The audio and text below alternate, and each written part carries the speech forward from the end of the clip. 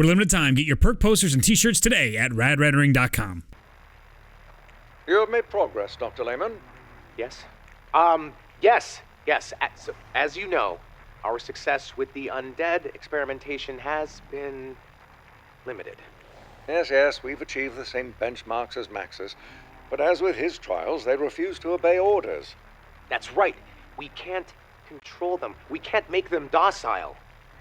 But I believe I've cracked it. I'm listening.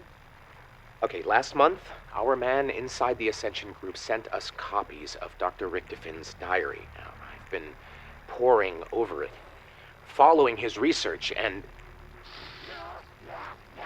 That doesn't seem very docile to me. Just watch. Stand back, Dr. Schuster. I promise you, it's quite safe. Walk. Incredible. It's completely subservient. How did you achieve this? Well, I vaporized element 115, brought it to a gaseous state. The specimen inhaled it. Inhaled it? Unfortunately, it had to be done while the specimen was still alive. While they were still alive? Good heavens, man, did you... Look, the soldier was going to die anyway. Doctor? Are you all right? Oh, my apologies, Lehman. I'm distracted by the eyes. They're yellow. 10 out of 10 trials. Docile and obeying commands. And it's activated with living subjects. That's correct, Colonel. Completely subservient. And you've achieved all this with a chemical gas? That is correct, Colonel. Dr. Lehman has successfully transformed element 115 into a chemical weapon. Do you know what this means, Dr. Lehman? What the potential of this gas could be? Yes, but more importantly, we've gotten these creatures to obey our commands. As Richtofen and Maxis would have wanted. Oh, to hell with them! This gas, if you released it over Moscow, you could end this Cold War tomorrow. Dr. Schuster, when can we bring this to full production? With some additional testing, 6 weeks. That's perfect. Hold on a damn minute, okay? That's not what this is all about. A chemical weapon is nothing! We're talking about building an undead army here. How do you not all get that? It's what I'm supposed to do. It's what I've been ordered to do. What's gotten into you, Dr. Lehman? What's gotten into me? We're not following her orders. She told me to do this. It's what we have to do, not waste our time with this bullshit. Excuse me, Doctor. Do we have a problem? No, Colonel, no problem. We'll get it done. Be sure you do.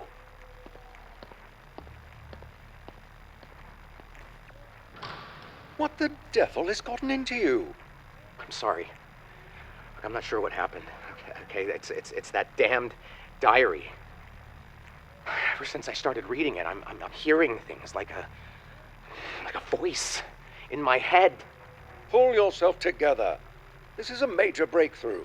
Be proud of your work.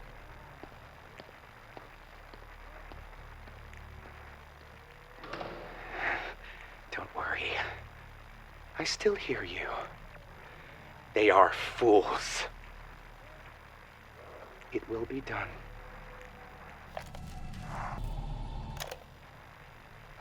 October 10th, 19... You've done what, Dr. Richtofen? Oh, I'm sorry. Do you not see the microphone in my hand? Recording for posterity is important. Ahem.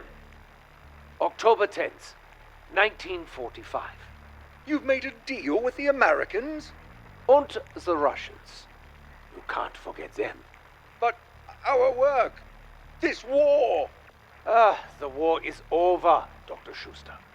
It is my responsibility to ensure the work of Group 935 continues. But these deals... It would mean the end of Group 935.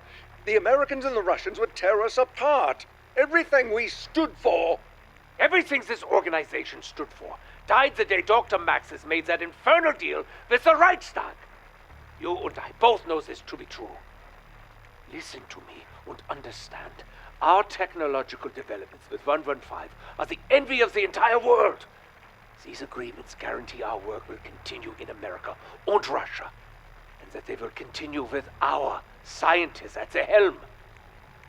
I am sorry, but for our work to live on, Group 935 must come to an end. Oh, cheer up, Dr. Schuster. I have asked that you go to the Americans. It will be good for your softer side. You will not go to America? Nor to Russia. Once Dr. Groff confirms that the MPD is ready, we will proceed with Operation Shield as planned. And then, I have a date with destiny. What are you getting out of this deal, Dr. Richtofen? A feeling of fulfillment that I've saved my fellow scientists from the unemployment line and possibly prison. Edward, please. Don't you worry about me, Dr. Schuster. I will be well taken care of.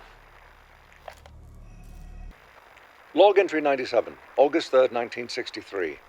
The matter transference device has been realigned. Again, in order to accommodate additional temporal variables. This is test number 11, human subject 5, one Private Hastings. If the transference specs are correct, Private Hastings will arrive at Griffin Station on August 3rd, 1963. If he arrives at this date, a communication link will be successfully established and we will have confirmed that the teleporter's temporal anomalies have been compensated for. Are you ready, Private Hastings? Yes, sir. I can't understand a word of what he's saying in that ridiculous spacesuit. A simple thumbs up will suffice, Private Hastings. Good. Initiate the transference matrix.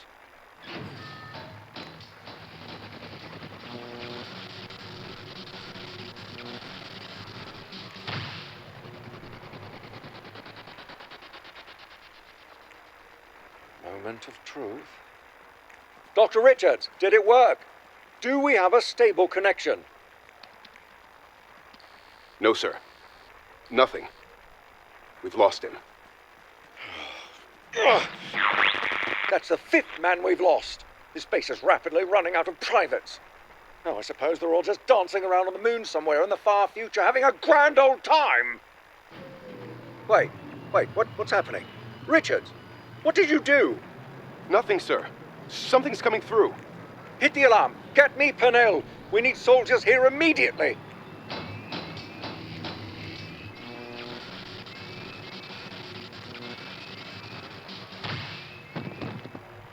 Who the hell are you? Where did you come?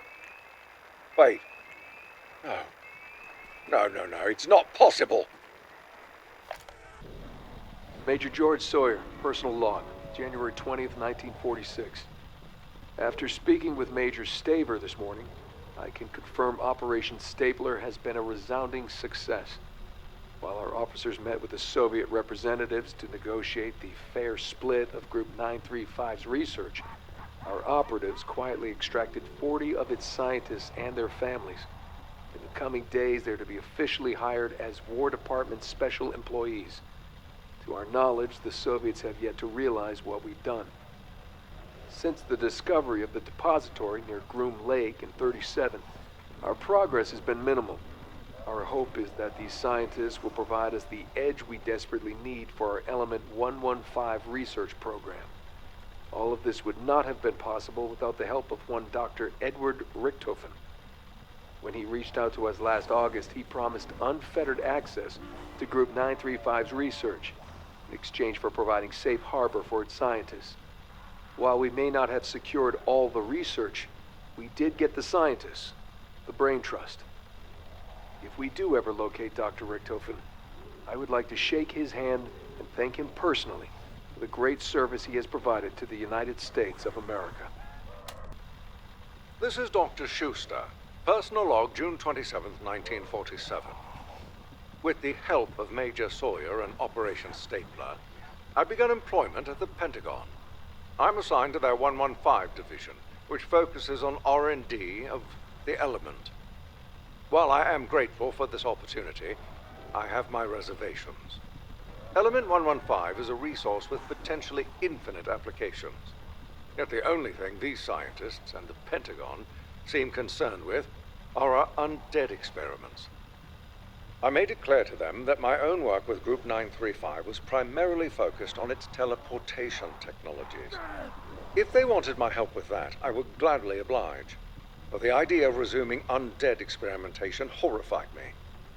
The room went silent. Clearly, they were not satisfied with my answer. Finally, Major Sawyer asked why. I was blunt, perhaps too blunt, and told them what happened at Griffin Station. About Maxis's daughter Samantha, about the MPD, about the undead outbreak, about everything. If we resumed experimentation, there was no guarantee she wouldn't take control of them just as she had done the others. More importantly, there was no guarantee she wouldn't kill us all, as her father instructed her. I told them all this, and do you know what happened? They laughed. I'm just a little confused, Dr. Schuster. You've already successfully established a teleporter link between the Pentagon and Groom Lake. The Pentagon to Groom Lake is child's play, a distance of 3,890 kilometers. What we're talking about now is a distance of 380,000 kilometers. But it can be done. Of course, Colonel Sawyer, but I had 2 years to perfect the link to Groom Lake. The timetable you've given me to establish a link to the moon is far more aggressive. Do I need to remind you what we're up against? Dr. Richtofen told us about Griffin Station back in '45. From what we've discovered, he told the Soviets the same thing. The Soviets achieved teleportation 2 years before we did. If they get to the moon first, they get to claim Griffin Station. Yes, I know all about your adorable space race. But need I remind you that if this teleporter becomes operational, even a single mathematical error could lead to catastrophic results. Yes, it will take you to the moon. I have little worry over where it will take you. I worry about when. What? Time travel? Give me a break. Precisely. If the specifications are not exact, we could create temporal rifts with ripple effects that will undo the very fabric of space-time itself. Simply put, don't rush. Science moves at its own pace. Just get it done, Doctor. You have 2 weeks before we begin testing. Washington's words have lingered with me these last few days. To be prepared for war is one of the most effective means of preserving peace. Mankind has always prepared for war because we face an enemy we know intimately, our fellow man. In a way, we are the only enemy we have ever truly known. But now, I sit here with the Groom Lake report in my hand and I contemplate an enemy beyond our comprehension. An entity with the powers of a god that can manipulate time, space, and the very nature of other beings. The evidence is clear. A trail of carnage can be tracked. October 21st, 1945, the Rising Sun Research Facility. October 28th, 1945, Group 935's Deriza facility. April 25th, 1956, the Himalayas. Now, I am no stranger to undead experimentation, nor their outbreaks. I've read Purnell's reports on the airfield and asylum incidents. The undead may be a concern, but they are not the threat. Without a leader, they are mindless and uncoordinated. But the idea of a being that commands an undead army with seemingly unlimited resources, that gives them marching orders to strike at any time and any place, how do you prepare for war with that? How do you protect America?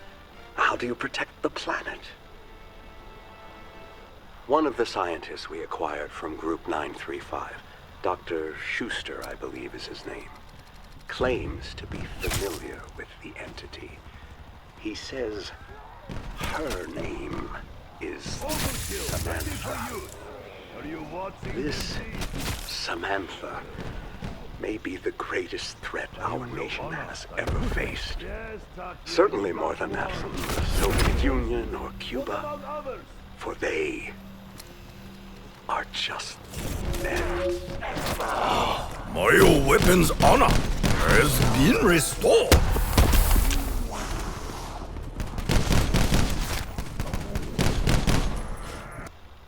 And my contacts on the ground now confirm it. On October 28th, the entity known as Samantha attacked an abandoned theater in Berlin. This marks her first attack in 9 years. The location she chose is interesting. In 1940, the German High Command repurposed it as a Group 935 facility. That makes this the third Group 935 operation that Samantha has targeted. The Berlin incident has forced us to reevaluate the recent Pentagon outbreak. We had previously assumed it was a contained affair, but must now acknowledge the possibility that Samantha played a role. I've made arrangements for the President and Castro to discuss the Broken Arrow initiative. If Samantha poses as great a threat as it seems, we must put aside our differences. No nation alone can defeat her. An alliance must be formed. We must reach across the metaphorical aisle. The meeting will be held here at the Pentagon in the coming days. Dick will be joining us for some reason. Jack requested he attend. Regretfully, I am forced to admit that Purnell was perhaps correct. If we use the Broken Arrow initiative to harness the power of this Element 115, we could build a better world and be prepared for war with Samantha. I've given Roebuck the coordinates of the Berlin incident for safekeeping. He'll log them, along with all the others. Hi there, everybody. I'll do detailed breakdowns of all the radios and lore and Easter eggs as it makes sense once everything's found afterwards. But just so you get a little bit out of this, Roebuck was just mentioned there, which is the body we thought we saw in the original 5, which explains why his body ends up there. It also explains the original 5 characters and why Castro, Nixon, and JFK were meeting. It explains how Richtofen got the lunar lander and reel in a cipher that was just recently found. I believe Milo or Nixaru found those as well. Each of these start describing how Sam got in control of the MPT, what happened after the events on Moon, how the world reacted, who was in charge, what happened at the Doris massacre, how the scientists were split off, how Richtofen double-timed everyone so he could try and have his grand scheme come to pass. It is amazing, and there's still so much more to find out. So this is another great look into the depth and lore inside the map Classified. It's everything you could have ever dreamed of and more, explaining the old storyline and giving a beautiful swan song to the end of the Ether storyline. I do believe, though, we will get one more map with Ultimis, or the Easter egg will at least give us a big resolution to Ultimis like we've never seen before. The guy you hear earlier going crazier that's working under Schuster, if you don't remember who Schuster is, he is the guy that assisted Richtofen on the Moon radios to create the teleporters. This new assistant got a hold of the book we heard from the Ascension radios that corrupted Yuri in the intro cutscene. We actually see Yuri going to 5, but then Samantha stops him, which again, this is either playing into the original storyline where it could still happen before 5, or it could really cause things to change dramatically in a fractured timeline or in a new timeline. We have to see how the Easter egg plays out, but it does seem like it's after Shangri-La, it pushes us to 5, and then they end up on Moon in Black Ops 4, which is just incredible. But we'll have to see if that's how it actually is, or if we're going to have more time travel and craziness in our future. Make sure to subscribe for all your Black Ops 4 Zombies news, information, radios, lore. There's so much coming. It's stupid. I have so much planned for you guys, and make sure to join me during all my Easter egg hunt streams I'll be doing for the next couple days. I think this is going to do it for videos for me today. That's Friday, but Saturday, Sunday, I'm just going to keep going. I got all kinds of stuff to show you and talk about, and Classified is literally one of the best lore maps ever. I've never fallen so hard from a map before besides Doris. That's the radios, the reels, the characters, Samantha's quotes, the locations, the weapon selection. It's just overwhelming to me to see this map the way it is. I haven't felt this happy about zombies. I can't tell you in how long. I can't remember. I really can't. That's how excellent the details are inside Classified, all about the old storyline.